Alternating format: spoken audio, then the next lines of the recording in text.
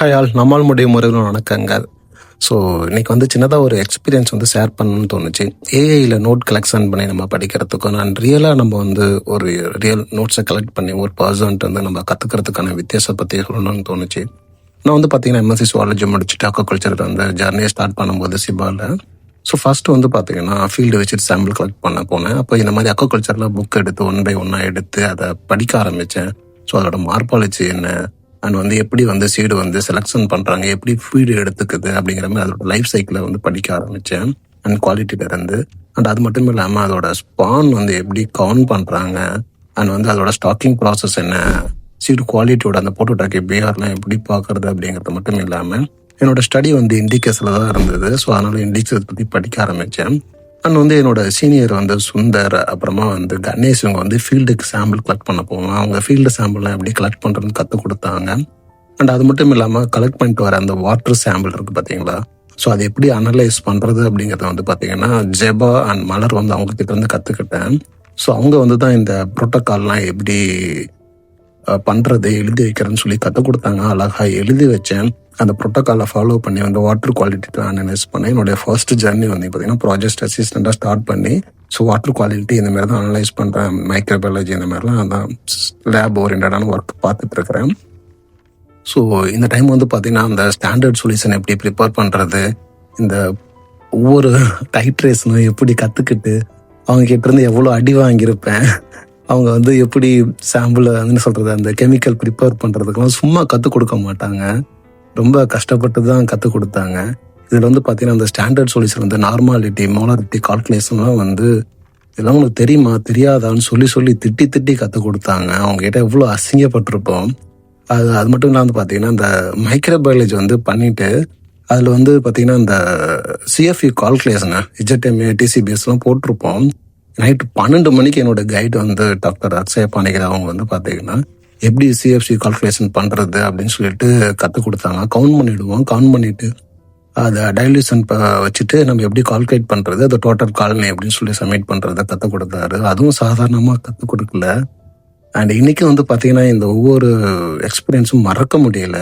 And அடுத்து பார்த்தீங்கன்னா DNA ஐசோலேஷனோட work அடுத்ததாக கற்றுக்க எஃபோர்ட் எடுத்தேன். அப்போ பார்த்தீங்கன்னா சரண்யாங்கிறவங்க ஹெல்ப் பண்ணாங்க. ஸோ டிஎன்ஏ எப்படி சாம்பிள் ஸ்டோர் பண்ணி எப்படி அதை நம்ம ஐசோலேஷன் பண்ணுறது அப்படிங்கிறத இன்றைக்கும் மறக்க முடியாது. ஃபர்ஸ்ட் டைம் பார்த்தீங்கன்னா சிஎம்எஃப்ஆர்ஐயில் போயிட்டு தனியாக டிஎன்ஏ ஐசோலேஷன் பண்ணால் ரொம்ப சந்தோஷமாக இருந்தது. அவங்களுக்கு அதிகம் தேங்க்ஸ் சொல்லிகிட்டே இருந்தேன். இன்றைக்கி அவங்களுக்கு தேங்க்ஸ் சொல்லிகிட்டே தான் இருக்கிறேன். அண்ட் அது மட்டும் இல்லாமல் ஆர்என்ஏ ப்ரிப்பரேஷன், அதுக்கு சாம்பிள் எப்படி ஸ்டோர் பண்ணுறது, ஆர்என்ஏ ஐசோலேஷன் எப்படி பண்ணி அடுத்த ஸ்டெப்பு பிசிஆர் பண்ணுறது, ஜீன் எக்ஸ்பிரஷன்லாம் பண்ணுறதுங்கிறது அவங்க கிட்ட தான் கற்றுக்கிட்டேன். அண்ட் அது மட்டும் இல்லாமல் பாக்டீரியல் டிஎன்ஏ ஐசோலேஷனு அண்ட் அதுக்கும் அவங்க தான் கற்றுக் கொடுத்தாங்க சரண்யா. இன்றைக்கும் மறக்க முடியாது. ஸோ அண்ட் அது மட்டும் இல்லாமல் நம்ம டிஎன்ஏ குவான்டிஃபிகேஷன் பார்ப்போம் பார்த்தீங்களா. ஸோ அந்த ஆர்என்ஏ சிடிஎன்ஏ எல்லாம் எடுத்துகிட்டு நம்ம அதோட குவான்டிஃபை பண்ணுறது அந்த நானோமீட்டர் மூலயமா மறக்க முடியலைங்க. அண்ட் அடுத்து பார்த்தீங்கன்னா பிசிஆர் ஒரு லெவலுக்கு அப்புறமா பார்த்தீங்கன்னா இது ஒரு டெம்பரேச்சர் மிஷினுங்கிற மாதிரி தான் ஒரு லெவலுக்கு அப்புறமா புரிஞ்சுக்க ஆரம்பித்தேன். ஸோ அந்த பிசிஆரில் டெம்பரேச்சர்லாம் செட்டப் பண்ணுறது. ஸோ அடுத்து பார்த்தீங்கன்னா இந்த ப்ராக்சிமேட் அனாலிசிஸ், நம்ம ப்ராக்சிமேட் அனாலிசிஸ், இம்யூன் பாராமீட்ரு. ஸோ இந்த இம்யூன் பாராமீட்ரு பார்த்தீங்கன்னா செல்வகுமார் அண்ணாகிட்ட கற்றுக்கிட்டு அவங்க பிஹெச்டி மெட்ராஸ் யூனிவர்சிட்டியில் பண்ணியிருந்தாங்க. ஸோ அவங்ககிட்ட பார்த்தீங்கன்னா இந்த total protein, lysosome activity, prophenol activity, so இந்த இம்யூன் பாராமீட்டர் மூலயமா நம்ம அனிமல் எப்படி ஹெல்த்தியாக இருக்குங்கிறத தெரிஞ்சுக்கிறதுக்கு அந்த அண்ணா ஒரு வாரமாக என்னை திட்டி கற்றுக் கொடுத்தாரு. மறக்க முடியாது. அந்த ஹீமோலிம்பு கவுண்ட்லாம் அவர்கிட்ட இருந்தால் கற்றுக்கிட்டேன். எப்படி பிளட்டை கற்றுக்க கவுண்ட் பண்ணுறது அப்படின்ட்டு. சும்மா அவர் கற்றுத்தரல. அந்த ஹிஸ்டாலஜிக்கு பார்த்திங்கன்னா நம்ம டேவிட்சன் சொல்யூஷன் ப்ரிப்பேர் பண்ணி எப்படி ஸ்டோர் பண்ணி நம்ம அடுத்தது ஹிஸ்டாலஜி ஸ்டடி பண்ணுறது அப்படிங்கிறதும் பார்த்திங்கன்னா எதையும் சும்மா கற்றுக்கலங்க. எல்லாமே பல எஃபோர்ட்டு. இந்த ஒவ்வொரு புரோட்டோக்காலும் நம்ம சீனியர் நம்மக்கிட்ட சும்மா கொடுக்க மாட்டாங்க, அப்படியே ஹைட் பண்ணி வைப்பாங்க. கேட்டோம்னா கொடுக்கவே மாட்டாங்க அவ்வளோ சீக்கிரத்தில். அதெல்லாம் அசிங்கப்பட்டு வேதனைப்பட்டு எல்லா ஈகோவையும் தூக்கி போட்டுட்டு தான் எல்லாத்தையும் நம்ம இதெல்லாம் கற்றுருப்போம். நீங்களும் அனுபவப்பட்டிருப்பீங்க. ஸோ இந்த ப்ராக்சிமேட் வந்து அனலைஸ் வந்து பார்த்தீங்கன்னா பக்கத்து லேபில் வந்து போய் கற்றுக்கிட்டேன். அங்கே வந்து அந்த அண்ணா வந்து இந்த கெமிக்கல்லாம் ப்ரிப்பேர் பண்ணுறது இந்த பேப்பர் எப்படி மடித்து தரேன்னு சொல்லி கொடுத்தாரு. அதுக்கு வர அவ்வளோ திட்டு வாங்கினேன். ஸோ இப்படி வந்து பார்த்தீங்கன்னா ஸோ இந்த ட்ரிபிள் ஐடி ஸ்டடி வந்து சார் வந்து இனிஷியேட் பண்ணோம். அதுக்கும் எவ்வளோ எஃபர்ட் எடுத்தேன். ஸோ இந்த மாதிரி ஒரு சில விஷயங்கள் வந்து நம்ம சீனியர்கிட்ட இருந்து நம்ம கைடுக்கிட்ட இருந்து நம்ம கற்றுக்கிட்ட விஷயங்கள் வந்து என்றைக்குமே மறக்காது. ஏன்னா அவங்க வந்து நம்மளை தட்டி தட்டி மிரட்டி நம்ம கஷ்டப்பட்டு வாங்கி படிச்சிருப்போம்.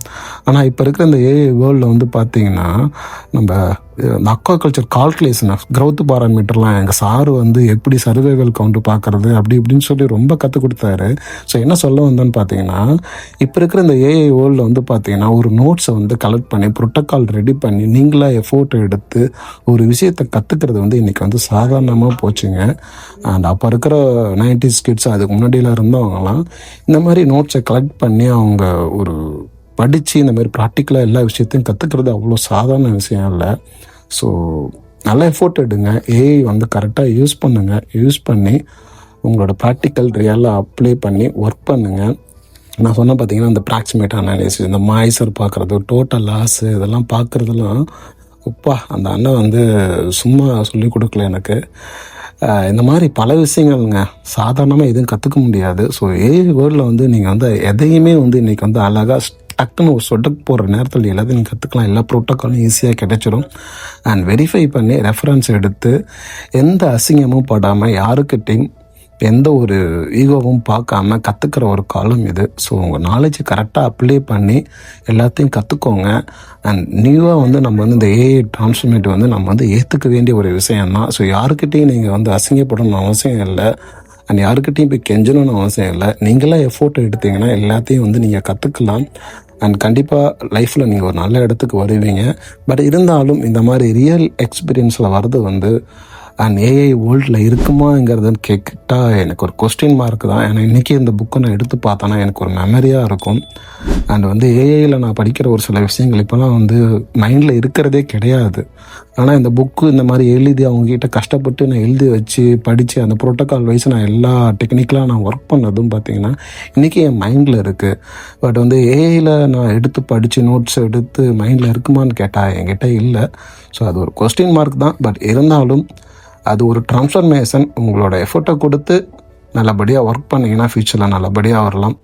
அண்ட் எனக்கு ஒரு கொஸ்டின், இந்த மாதிரி நம்ம ரியலாக ப்ராக்டிக்கலில் படித்து வர்றது பெஸ்ட்டாக இருக்குமா ஃப்யூச்சருக்கு, இல்லை வந்து ஏஐயில் நோட்ஸ் எடுத்து நம்ம படிக்கிறது பெஸ்ட்டாக இருக்குமான்னு கமெண்டில் பதிவு பண்ணுங்கள். நம்மால் முடியும். வாழ்த்துக்கள். ஸோ அக்வாகல்ச்சரில் ஜர்னி ஆகிற எல்லாருக்கும் என்னுடைய வாழ்த்துக்கள். கண்டிப்பாக உங்களுக்கு ஒரு நல்ல ஃப்யூச்சர் இருக்குது. அக்வாகல்ச்சரில் மீண்டும் சந்திப்போம். டாட்டா பாய்.